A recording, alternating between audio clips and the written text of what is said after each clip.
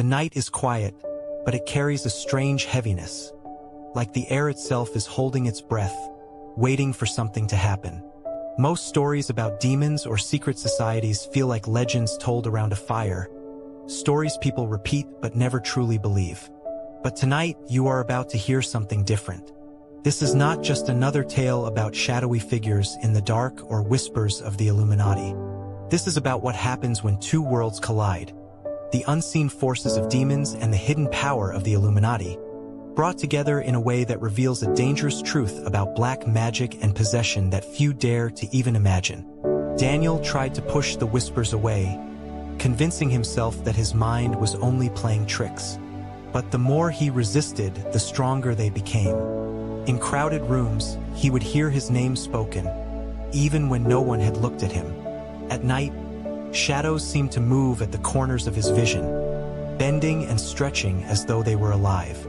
The conflict was no longer just in his mind, it was seeping into his reality. What troubled Daniel most was how the whispers seemed to know things he had never spoken aloud. They spoke of his childhood fears, his regrets, and the parts of his past he had buried deep. At the same time, he began noticing unfamiliar people watching him. Faces in cafes, figures standing too long at street corners. It became clear the Illuminati had noticed his discovery. To them, his knowledge of black magic and forbidden rituals made him dangerous.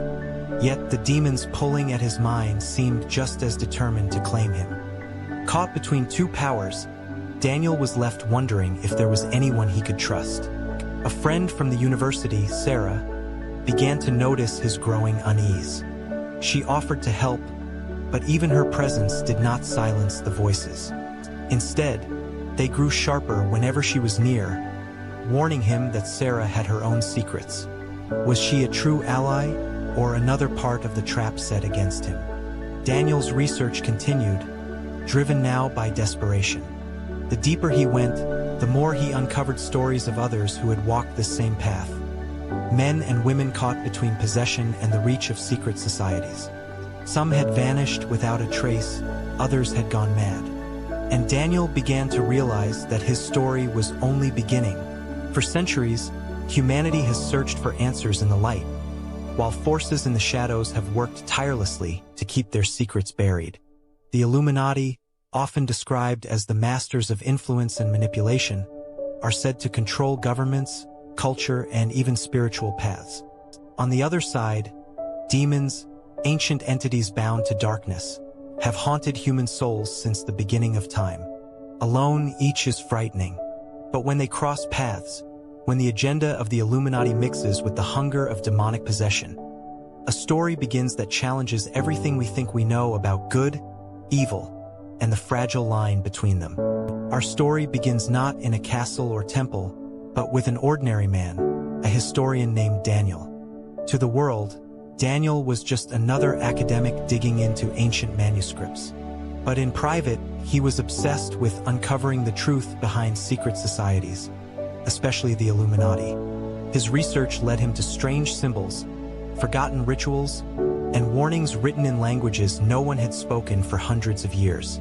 Daniel thought he was piecing together history. What he didn't know was that history was about to piece him apart. One night, while studying an old journal hidden in the archives of a monastery, Daniel stumbled upon something that felt wrong. The pages described a ceremony where the boundaries between the physical and spiritual world blurred, allowing something inhuman to slip through. The words spoke of possession, of voices that were not one's own, of power traded for a soul. He felt a chill as though the walls around him were listening. And then, almost as if guided by invisible hands, Daniel traced a symbol on the page. In that moment, the lights flickered, and the room grew colder. What Daniel didn't realize was that he had drawn the same sigil used by the Illuminati during their most secret rituals. Rituals designed to summon forces not meant for this world. The line between research and reality had just been crossed. As the days passed, Daniel began hearing whispers that no one else could hear. At first, they were faint, like echoes in a cave. But soon, they grew clearer, sharper, impossible to ignore. They spoke of secrets the Illuminati guarded with their lives, secrets tied to black magic and the binding of demons. His friends thought he was exhausted, overworked, maybe even paranoid. But Daniel knew something had followed him out of that monastery. Something unseen but very real.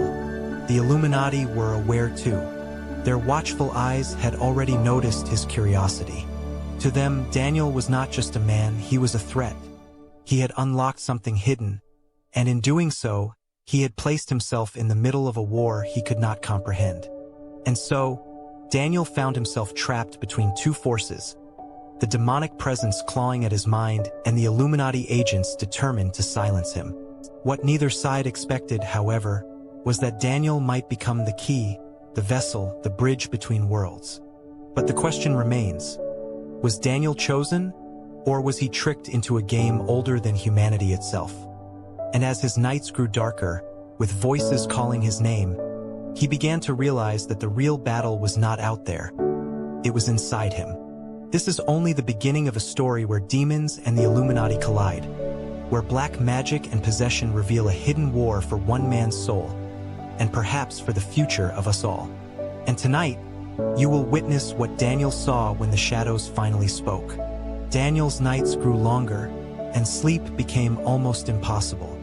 The whispers had turned into full voices, no longer distant but close, as though they were standing right beside him.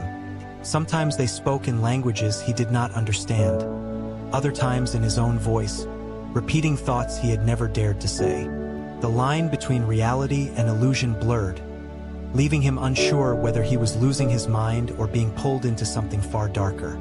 Sarah insisted on helping him, but Daniel noticed her questions were too specific, too careful. She seemed to know more about the Illuminati than she admitted. One evening, as they sat in the library surrounded by ancient books, she whispered a phrase under her breath. The symbol Daniel had seen in the monastery appeared faintly on the page, glowing as if alive. His heart raced. Was Sarah a savior, or had she been sent to guide him deeper into this hidden war? The Illuminati closed in. Daniel began receiving cryptic notes slipped under his door, warning him to stop before it was too late. The messages carried the same symbols he had traced by accident, as though someone else was directing him toward the same path he feared. At the same time, the demonic presence inside him grew bolder. Mirrors no longer showed his reflection clearly. Sometimes he swore he saw another face looking back at him, watching, waiting. Now, Daniel stood at a crossroads. Both the Illuminati and the demons wanted him for their own purpose, and each step forward only bound him tighter to their struggle. The tension tightened like a rope around his chest. He could feel something building, a collision of forces that no human could escape. And he knew the climax was near. Daniel thought he had reached the limit of what he could endure, but the true test was still ahead. Just when he believed he understood the struggle between the Illuminati and the demons, another layer of the mystery revealed itself. Late one night, while retracing the notes left under his door, he noticed a pattern. Each symbol, when aligned in a certain sequence, pointed to a location, a forgotten chapel hidden beneath the old quarter of the city. It wasn't just a warning. It was an invitation.